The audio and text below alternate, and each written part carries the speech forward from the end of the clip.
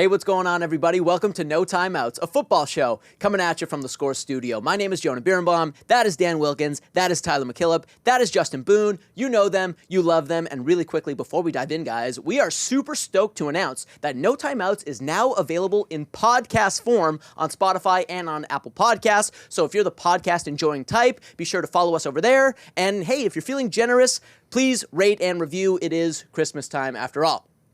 All right, boys. About a couple months ago, heading into week 8, we did an MVP race check-in, and at that time, you guys were unanimous. Lamar Jackson was the guy. Now, you all had candidates that you liked to potentially take it from Lamar, but it was Lamar's to lose.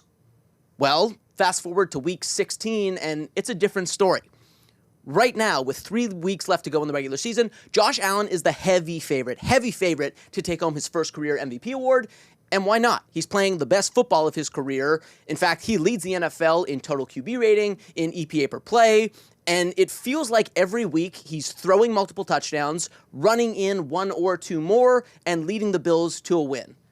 Wilkie, this MVP race is over, right? It's Josh Allen?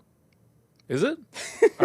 Are we sure? I mean, look, obviously Josh Allen is putting together an MVP-type caliber season. He's been incredible. He is the reason the Bills have a chance to win their first Super Bowl. But every time we do this after a big Bills win, Josh Allen has wrapped up the MVP award. It just feels a little prisoner of the moment to me. Are we forgetting about Lamar Jackson? We've got the stats up on the screen there. I know you mentioned the EPA per play. There's a bunch of different EPA per play models. But for me, when I look at the numbers, my EPA per play model I've got here is from True Media. I don't see how it's not Lamar's race to win right now. If you look at it just based on stats, I think the edge goes to him. We've got 34 touchdowns to 3 interceptions, while also leading the league in rushing among quarterbacks. And his EPA per play, according to the True Media model, not only leads the league this year, but it is also tied for the 9th best quarterback season we've seen since 2000. To me, he's been the best player in football this year. If that's the way that you define the MVP race, then I think that you have to give the edge to Lamar. Now, I will say, if you want to dig a little more into the narratives and some of the just kind of the value discussion that we have to attribute the MVP award to, of course, I think you can make a stronger case for Josh Allen. He's leading the Bills to Super Bowl contention in a year where I think none of us really expected the Bills to be truly in the mix. And then you have those signature wins over the last few weeks. The Chiefs and the Lions, they really bolster your case in that sense and really create the MVP helpful headlines. But I'm not sure we totally want to do the who beat who thing, because you go back to September, the Ravens beat the brakes off the Bills. So Lamar's got a one-up in that category as well. So I really don't see either guy as running away with it at this point. I see it as a dead heat between the two. I'm not sure it's going to end up as a super close vote just because there's probably a little too much groupthink in awards voting these days. But I think it deserves to be that way. In my mind, it should be the closest vote since Steve McNair and Peyton Manning tied for the award back in the day. These two have been that good. I agree with you that it should be closer than the odds are kind of showing right now. And I don't think that Lamar's really done anything to lose that top spot. I think Josh Allen's just come on and started taking it away from him, right? And think about my realm in fantasy. Like, look at what Josh Allen has done the last couple of weeks here. He's got like over 90 fantasy points. He had a 50-point game, followed that up by a 40-point game. He is putting up huge stats, and he's really leading the Bills to a spot where we're going to talk about a little later. I think there's a legit chance this could be the year for them. I don't want to spoil what I'm going to say in a bit here, but we talked, I think it was before the season, about the Bills potentially being in a year where it could be a down year. But the only way to overcome that would be if Josh Allen just goes pure Superman. And that's what he's doing down the stretch. And I'm going to do this just because this is your point. I'm going to go schedule guy here for a second, Wilkie, because the last 3 games, Lamar has some tough matchups, including this week against the Steelers. He struggled against them the last time they played.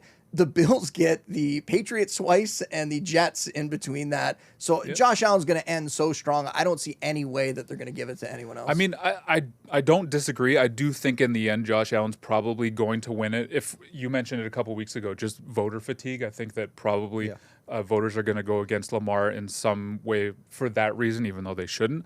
But I think you can probably use the schedule the other way too, where the last couple of weeks, the reason we've seen Josh Allen take this lead in the odds is because he's beaten these big teams, right? If Lamar does the same down the stretch, shouldn't we be doing the same for That's him? what I was gonna Shouldn't say, we prop him back up? So I don't know. It's a bit weird. I do think that the MVP discussion gets a little strange every year. Like right now, I think Josh is probably the favorite in many ways because of how good the Bills have been, because they're the number 2 seed. They've gotten those big wins recently. The Ravens would have the same record if their kicker didn't have the Monstars come in and take all his talents away. So I don't know that we can totally just evaluate it based on team success. Like to me, MVP should just be who the best player is. In my mind, that's been Lamar Jackson this season, but that's no disrespect to Josh Allen. He's been incredible. I'll finish it with this to say, I think before I kind of forgot about the Bills, like their matchup early in the season. I think the thing that people also hang on to maybe is that Steelers loss, the Eagles loss. I don't want to call it stat padding, but you get 5 touchdowns against a hapless Giants team. That's maybe on the mind of people. It's on my mind, I guess, when I think about comparing these two. And I think the big wins have separated him the last couple of weeks. That's kind of my point, is like that Steelers loss, the Eagles loss, those aren't losses if Justin Tucker just hits some field goals. So, but the Steelers' losses, they didn't score a single touchdown in that game. So you also glossed over like some of the value conversation, and I think I mentioned this when we were talking about it a bit before the show. Like if you strip these two guys from their rosters, obviously both teams are going to be crushed. But I feel like the Ravens offense would have a better chance of putting up points. I feel like there's more talent around Lamar than there is around Allen. You could build that offense around Derrick Henry. You have Mark Andrews, who's been, I know he started off the year poorly, but he's scoring a lot of touchdowns again. He's been one of the better tight ends for a long time. You have Zay Flowers, who I think is better than any receiver the Bills have right now. I know you might make a case for Amari Cooper, but Amari Cooper's so boom and bust, and he's getting to the later stages of his career. So I just think if you look at these two teams and you take away Josh Allen, the Bills would be in worse shape in my mind than the Ravens would be, even though both teams, like I said, would be in a bad spot. Yeah, I don't really disagree. I think that just speaks to how exhausting I find the MVP conversation every year. And honestly, we do the same thing in baseball too, where it's like, this team's got to be good, or this guy can't win it, or you have to pull these guys out of their situation. You have to factor for all these things for value. Where, again, I'll bring it back to the way the CFL does it. Just give me most outstanding player, and we can just decide who the best one is. It's so much better than having to do this every year. Even then, when you have two guys that are amazing, and both these guys are amazing, true, it's always going to be a tough conversation. It does feel, though, to your point, that Josh Allen is doing more with less. He certainly has a less talented group of skill position players around him than Lamar Jackson does. But I'll also point this out. In the history of the NFL, no quarterback has ever had 25 or more passing touchdowns, double-digit rushing touchdowns, while also throwing fewer than 5 interceptions in a season. Fewer than 10 interceptions in a season. Josh Allen is doing that. Like, it's not an overstatement to say this is one of the best seasons from a quarterback that we've ever seen. And, you could say that those benchmarks are arbitrary. I think it paints a picture of a quarterback who is consistently making the big play for his team. He's not a key to the offense. He is the offense, and he's doing it without turning over the ball. Buffalo has the fewest turnovers in the NFL. They're scoring on a higher percentage of drives than any other team in the NFL, and they're averaging more points per drive than any other team in the NFL. That's not because Josh Allen has a wealth of weapons to work with. That's because Josh Allen is being the offense this year. And yeah, we all anticipated, a few months ago, they'd be taking a step backwards, and instead they're better than they were last year with a way less talented group on paper, and that's because of the steps that he's made at this point in his career. But let's move on from this conversation, and we'll talk a little bit more about the AFC East, because we figured it would be among the most competitive divisions in the NFL coming into the season. Instead, the Bills have just thoroughly dominated a division that is likely only going to have one winning team in it, Buffalo, and barring something really crazy over these last few weeks, is only going to send one team to the playoffs in the Bills. Now, obviously, we've talked at length about the Jets' failures this season. Meanwhile, the Patriots are in the early stages of a rebuild. We haven't talked too much about the Miami Dolphins' disappointing season, and obviously, they were without Tua Tagovailoa for a quarter of the season due to yet another concussion. But T, correct me if I'm wrong, you feel as though this disappointing season from Miami isn't just an injury-marred one-year blip. You feel that they probably need to do a more aggressive overhaul of their roster, generally speaking. Yeah, there's a big question to be asked when it comes to, with McDaniel. Is the roster embracing the character of their coach, and everyone talks about this being a team that's just soft. Right now this season, or in his career, McDaniel is 3-13 against teams above 500. This year in particular, they cannot run the football. You talk about McDaniel coming from that Shanahan scheme of being able to run the ball effectively. They are dead last in EPA. They're dead last in stuff rate. They cannot run the football right now, and that's moving over into the pass game. They brought back Liam Eichenberg and Robert Jones, two guys that consistently have graded in the 50s as blockers, both in the run game and in the pass game, and it has been terrible for them because not only can they not run the ball, they can't push the ball downfield at all. Tua has the lowest average depth of target of 42 qualified quarterbacks. He has only 6% of his passes are going for 20-plus air yards, 43rd of 43 qualified quarterbacks. This offense is in a really bad spot, and you look at this roster, and you see a lot of guys that are getting older and older. Tyreek Hill's in his 30s. You have Jalen Ramsey still as a core piece. Teron Armstead can't stay on the field either as a veteran offensive lineman that they lean on heavily at the left tackle spot. My question is, are you willing to make a change? Like, Chris Greer needs to go. This is a terrible job he did this offseason with a very glaring weakness in the middle of that offensive line and just the offensive line in general. And are you willing to move on from McDaniel? Do you have concern that Tua can't continue to play at the level that it's obvious his game stepped up when McDaniel stepped in, but can he play at the level you expect from him on that massive contract you just paid him? Do you think he can do that without McDaniel? That's the question you have to ask and potentially answer, and maybe they're scared to move on because of that. They're a team with about $13 million in cap space. Javon Holland's really the only big free agent. Jones and Eichenberg are also free agents. I'm sure they won't be having them back. But it's a big question mark for this team because I feel like they felt they were all in. Injuries have played a factor. Bradley Chubb hasn't been able to return. Jalen Phillips goes from a torn Achilles to a torn ACL. This is a really interesting offseason for Miami that can go in two extreme directions, in my opinion. They had all these flashy pickups, right? Like getting Tyreek and drafting Devon Achane and these skill position guys that everyone loves, and going back to fantasy, everybody loves having them on their teams, though this season it hasn't been quite as good. But I think the biggest problem this year has been that offensive line. Last week, their offense couldn't do much because they were without their top two tackles, right? And they couldn't stop that defensive line at all. And Tua is not the kind of quarterback like a Lamar, like a Josh Allen that's going to be able to overcome that. He needs that good environment. And I think Tua is underrated in my mind. I actually think he is a decent quarterback, but he needs that protection on top of having those weapons and the good system. So I think they need to address the offensive line. I kind of disagree. I don't think they're that far off. But I think they really need to invest in protection. And there's a few teams around the league. We could say the same about the Texans this year, right? Their offensive line kind of played over their heads last season. This year, not so much. And look what's happened to their offense, right? There's a lot of good teams that are in really bad spots in the middle of their offensive line. Dolphins, Texans, Chargers, three teams in the AFC that people thought, well, I shouldn't say the Chargers, but at least the Texans and Dolphins thought could be competitive teams that have been having not disastrous years, but have been really held back by interior offensive line play. Is McDaniel gone this offseason? I think that they would be concerned and scared to do so because they don't know who they would want to go to as an offensive mind to support, the Tua. But I kind of feel like it might be the best way to go because it just seems like this team is soft, in every facet, both sides of the ball. Yeah, I don't know. I've loved his play design and play calling over the years, but there's something that's not working. I don't know if they have to make a change. I wouldn't be surprised if they did, just because teams tend to panic, make moves at head coach, and we know they can't change the quarterback after giving him the contract. So yeah, I wouldn't be surprised if they made a change. I think he would potentially be a sought-after guy for sure. He was let go, but it's almost like a Cliff Kingsbury situation where you'd be happy to have him as an offensive mind and a guy leading your offense, but do you want him to be the man in charge? Do you want him to be your head coach? It also sounds a little bit to me like this is just a team that makes excuses for losing, right? Last year, wasn't it Vic Fangio, we didn't like Vic Fangio, he's a problem, right? Yeah. And they get rid of Vic Fangio because Vic Fangio's old school and they didn't enjoy playing for him, and now they're going the opposite way. Well, Mike McDaniel's soft, and that's the problem.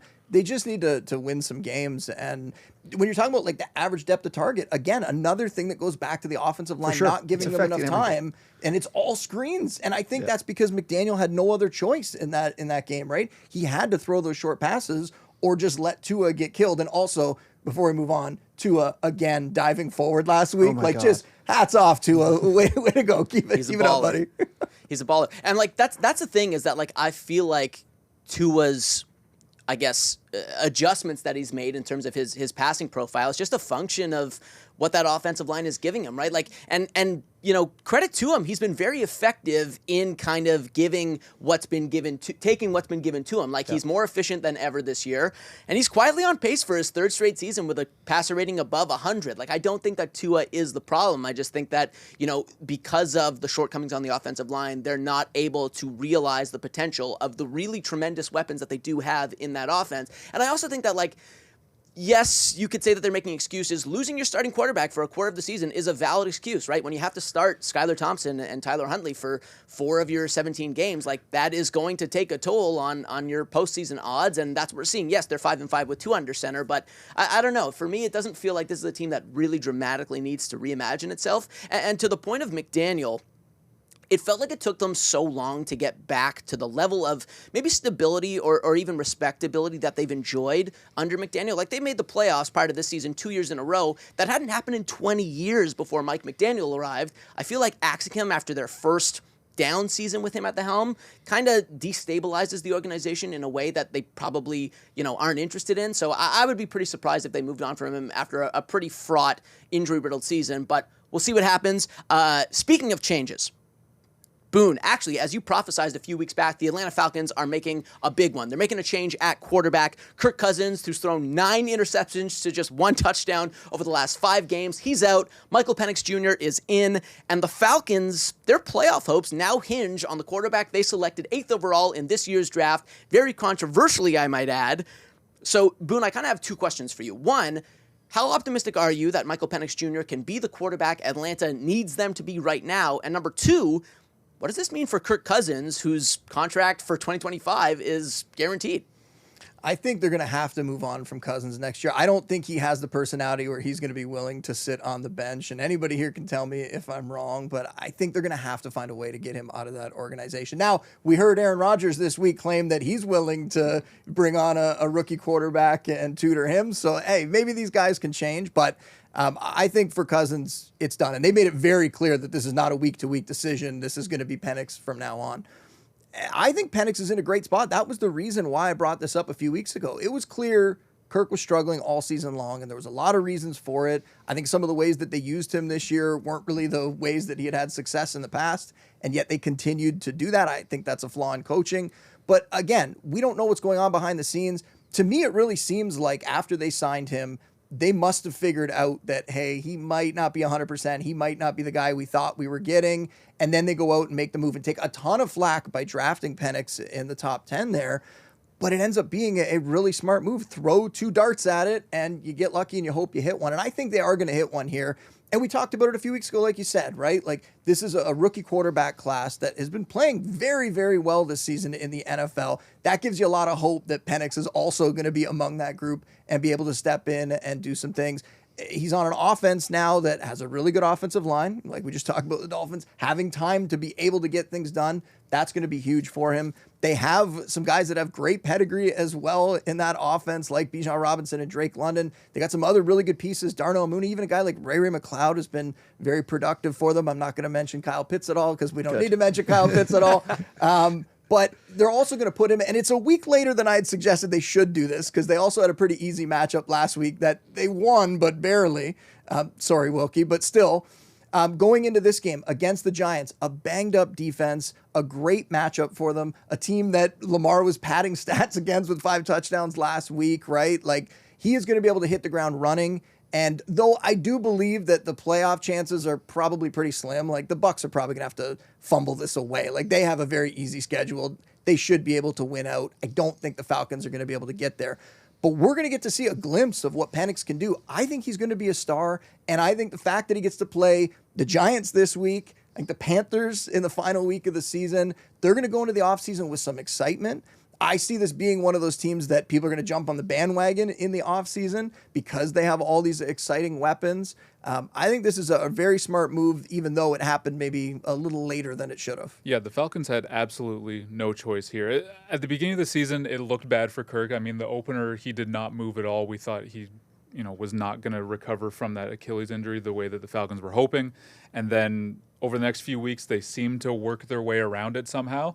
But then over the last, I guess, 4, 5, 6 weeks, he's just looked like a completely washed up quarterback. He's not moving at all. I believe Next Gen Stats has him as remaining in the pocket on over 99% of dropbacks this year. He's just standing there. He is the ultimate statue of a quarterback. And then he doesn't have the same arm talent when it comes to pushing the ball downfield. So he's really limiting an offense that, like you said, actually has weapons that they could do something with. So, yeah, bring in Penix, a guy who isn't really known for making plays as a runner, but surely he can move better than Kirk can at this point in his career. Get him on the move a little bit.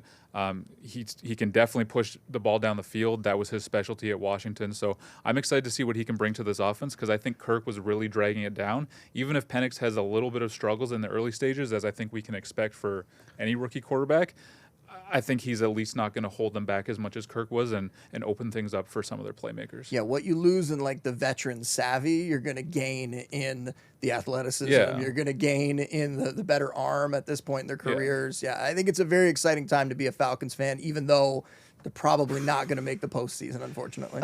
I'm gonna say something that's gonna have people wondering whether or not I'm actually the youngest guy sitting on this set.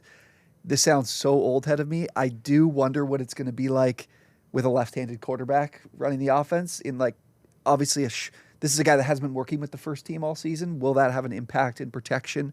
You're also anti-Tua, though. I think you're anti-Southpaw. True, yeah, I might be anti-Southpaw. But I do think that like Penix is not mobile whatsoever. Like he's not Kirk Cousins, but he's going to be a guy that sits in the pocket too. You are definitely a good downfield passer. I'm eager to see what it's like. I don't have the same high hopes, I think, as others do. I keep going back to the preseason, and I think we've talked about this before, but when they sat him in the preseason, when they sat Penix, it was the weirdest move, because you were like, why would you sit your young backup quarterback and not give him reps? And I think J.J. McCarthy had just gone down, so maybe they were a little bit scared. But it told me at the time, they think there's a chance they are going to need Penix this season. I think they knew then.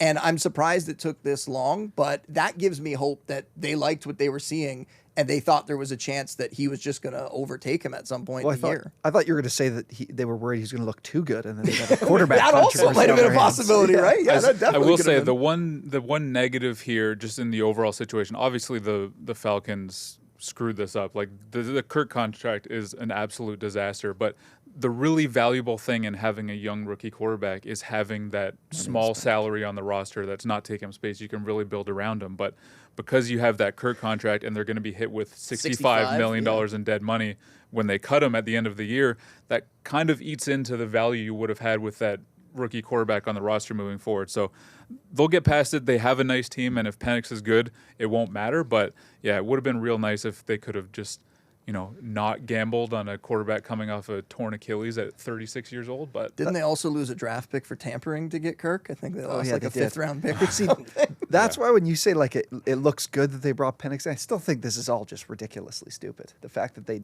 took both of these guys when they could have, like you said, either had money to spend elsewhere, or they don't have this controversy and they can move forward with Kirk for, they'd be forced to move forward with Kirk because they can't really look to get out of it. In theory, if they did one or the other and it hit, of course that would be the best move. But I think the NFL, there aren't enough teams, and you could even go Kirk Cousins back to his Washington days where there was a team that took two quarterbacks and ended up kind of hitting in the backwards way, right? Like, I think it's smart sometimes for these teams to think ahead and throw two darts at the most important position, even if one of the moves looks bad. Yeah. It's all going to come down to, is Penix the guy? If Penix is the guy and he's the quarterback there for 10, 15 years, then this is going to be washed under the rug and it's going to look like a great move. Well, I mean, this isn't also just a move of based on the controversy that's created by Penix being there.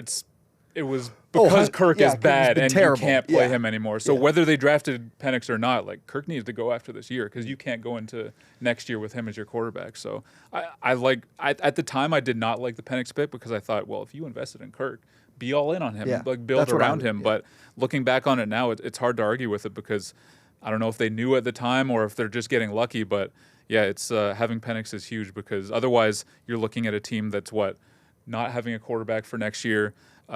With a bad quarterback class, not having a high pick anyway, so they would have nowhere to go. Now they've got a quarterback who's already been in-house for 1 year. They're in a pretty good spot. Yeah, whether it was luck or prudence, you got to say you like that. Gents, The holidays are right around the corner. Christmas is actually less than a week away, in fact. Actually, quick programming note, No Timeouts will be off next week, but we will return with a new episode on January 3rd. That'll be our first episode of 2025. We'll look forward to that. Anyways, given that the holidays are imminent, I want to know what each of you want for Christmas from the NFL. And Wilkie, we'll let you go first. What's on your Christmas wish list from the NFL? Look, I think you would agree that I've been very good this year. You've been a good boy. So I think that I can ask for this. I am begging for the playoff matchups that we deserve.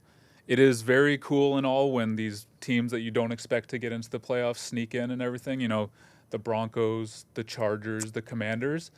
But come on, I'm not here to watch them. Come on, man. I mean, good for you when you get in, but I'm not here to watch them pull off one upset or maybe two upsets, find themselves in a conference title game, and then just get blown out of the water. Like, I don't know about you guys, but that does not do it for me. Yeah. Give me the matchups we've been waiting for all year. The AFC title game needs to be between two of three teams, the Bills, the Chiefs, the Ravens. That is the only way to decide it. I don't care which matchup you like from that group, but there are no other options here. The NFC, give me the Lions and the Eagles. Maybe you sneak the Packers in there as well, but I don't need a NFC South Cinderella or the Commanders taking people by surprise. Come on. We've been waiting all year for this. It's been an awesome year of football. The cherry on top would be these heavyweights going head-to-head when it matters most. So you don't want to see Michael Penix Jr. No. in the NFC Championship game? Absolutely not. Okay, fair enough. T, what do you want for Christmas? On top of that, it would be nice if we didn't have to deal with all these injuries, so I'd be hoping for no more injuries to some important players, be it Patrick Mahomes, Justin Herbert, Geno Smith. Get George Pickens back. You know, man, you love George Pickens. Need him back in the lineup. So hopefully he gets healthy. But more importantly, no more injuries to the Detroit Lions. My God, this team, I've never seen anything like it in a front seven ever. They're outside of Jack Campbell and DJ Reader, they're basically missing the entire first and second team of their entire front seven. Yeah. Like, there is not a team in the league that can overcome this. And Lions fans obviously super frustrated. We heard Dan Campbell on a radio show talking about eating moldy bread and filet mignon. And it is really comparable because it's hard. You know, we won an Eagles-Lions matchup, but at this point, it's like that offense is going to have to score 50 points to stay in this game. No more injuries for the Lions, please. Even the David Montgomery one was kind of a kick in the nuts. So would love to see the Lions as healthy as they can be heading into the postseason. Yeah. Yep, they've given up 79 points over their last two games. That's not a coincidence. Booney, what do you want for Christmas? I try to avoid going the homer route, despite our top topic about Josh Allen. No, when it comes to like fantasy and stuff, I feel like I'm pretty critical of the Bills outside of like Josh Allen in the last few years here. But I'm doing it. I have to do this. I am asking, please, the Bills win the Super Bowl. This is the year. We recently saw the odds change. They are the Super Bowl favorites right now. So I am asking the fantasy gods. I'm asking Santa Claus. I am asking whoever's controlling those drones that are around the world. I'm asking anybody out there, like, please, if you're running the simulation out there, please, the Bills need to do it this year. Josh Allen is playing well. Some of the other contenders have some injuries like you were just talking about. This is the season that it should happen. And I'm going to make you guys like feel my pain a little bit. Let's go back to the early 90s, a very young Justin Boone sitting in front of the television, watching the Bills go to 4 straight Super Bowls, becoming a huge fan of the team and being crushed every year. And then late 90s, I think it was actually very, very early 2000. I think it was January of 2000 when I was sitting in front of the TV as a teenager and I was explaining to my family why the Bills were about to beat the Titans with seconds left on the clock, because no one ever pulls off one of these trick plays and comes back to win the game. And then that happened, and I sat there alone in the room as everyone slowly left. And then there was, a decade plus of just regime changes and poor play and bad quarterbacking.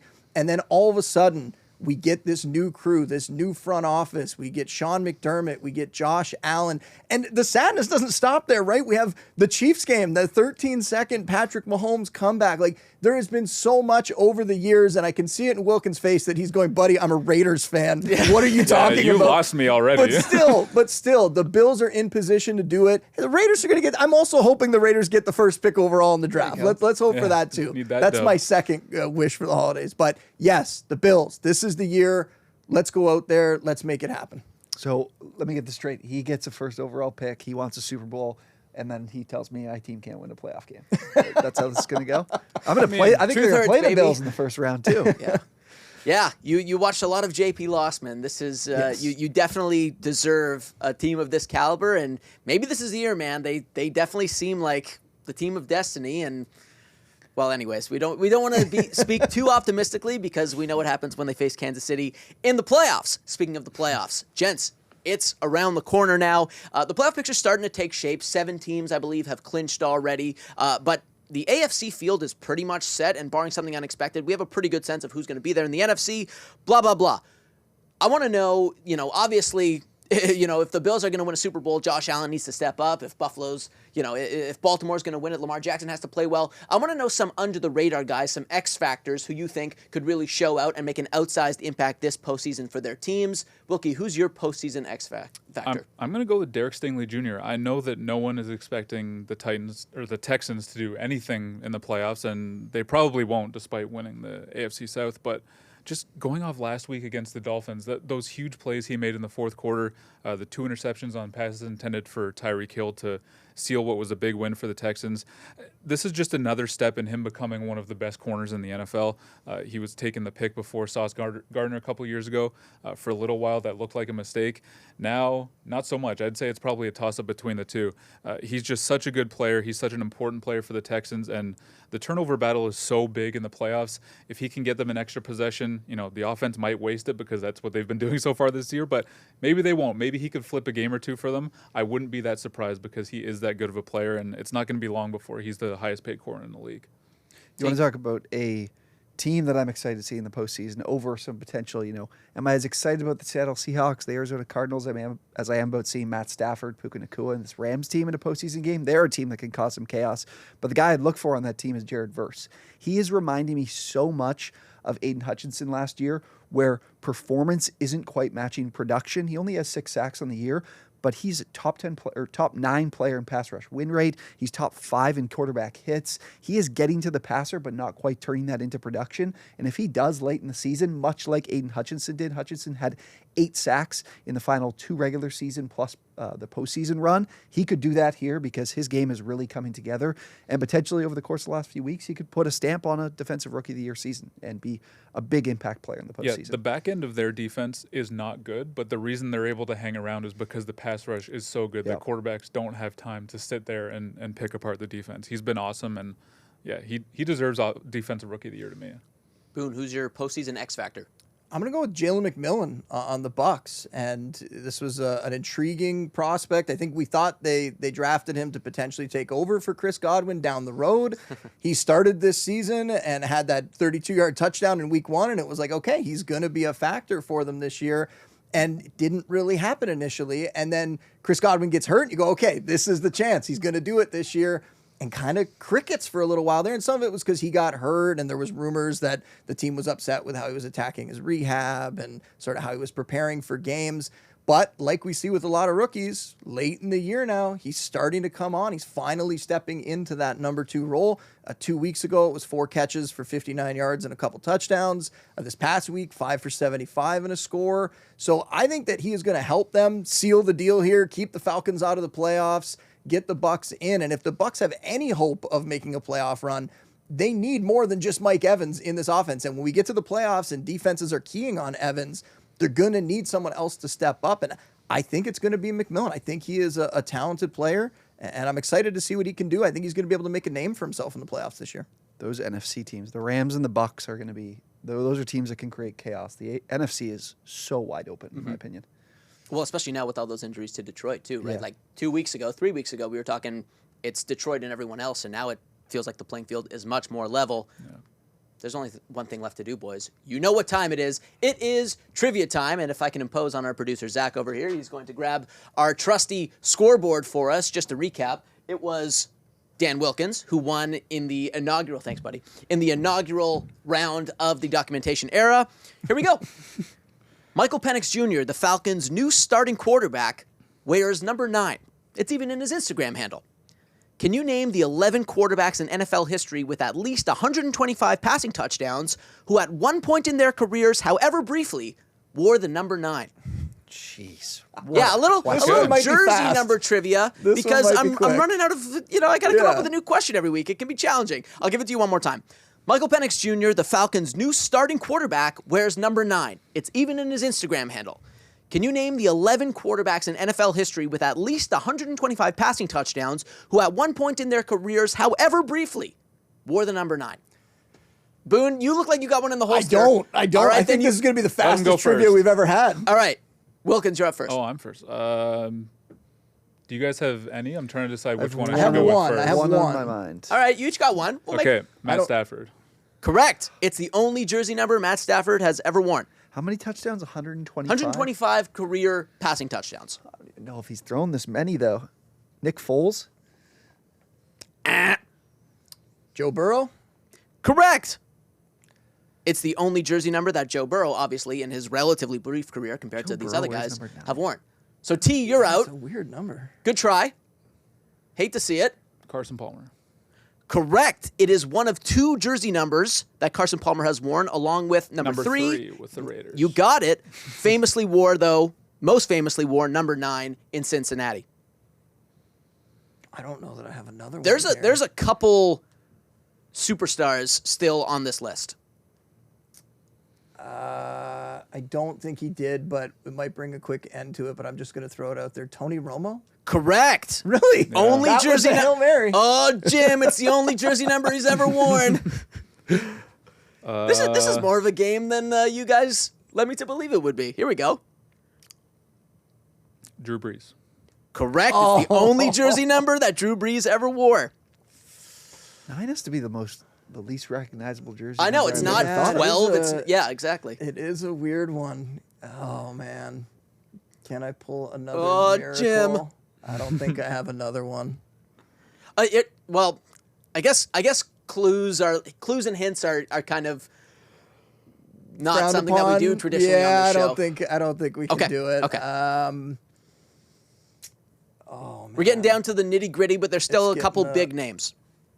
2 big names left, I would say. I can't ask questions about. Yeah. Was there a time frame on this, or it's just ever? Nope, ever. Like, can I just throw a dart at like a really old one? Like, Single digits. That's a decent yeah, I chance. don't know, like Johnny Unitas. Good guess, but no.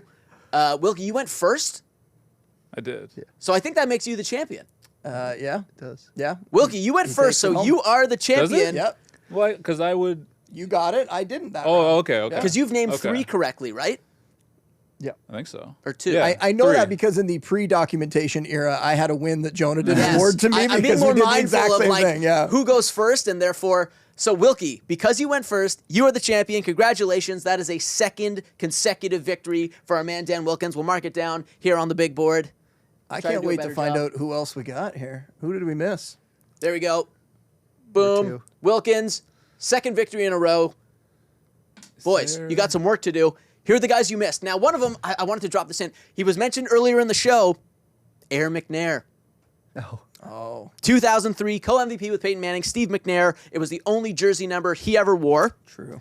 Sonny Jurgensen, Hall of Famer, Famously. famously star for Philadelphia and Washington in the 60s and 70s. He wore number 9. And then we got some deeper cuts. Tommy Kramer, one-time Pro Bowler with the Minnesota Vikings. Jeff Blake, also a one-time Pro Bowler with Cincinnati. Jeff Garcia, he wore it at the tail end of his career with Philadelphia. And then at the outset of his career, very, very briefly, Jake Delhomme wore number 9 for New Orleans. I'm not too sad about missing. No, out on you those. guys did good. That was a That's all tough right. game, and I think you acquitted yourselves well. But let the record show, Wilkins is out to a commanding lead, 2-0. The other guys still searching for their first victory. We're searching for a way home. That is it for today's episode of No Timeouts, a football show. Once again, that's Justin Boone, that's Tyler MacKillop, that's Stan Wilkins. My name is Jonah Birenbaum. We're off next week for Christmas. Have a wonderful, happy, safe holiday season. Happy New Year. We'll see you in 2025.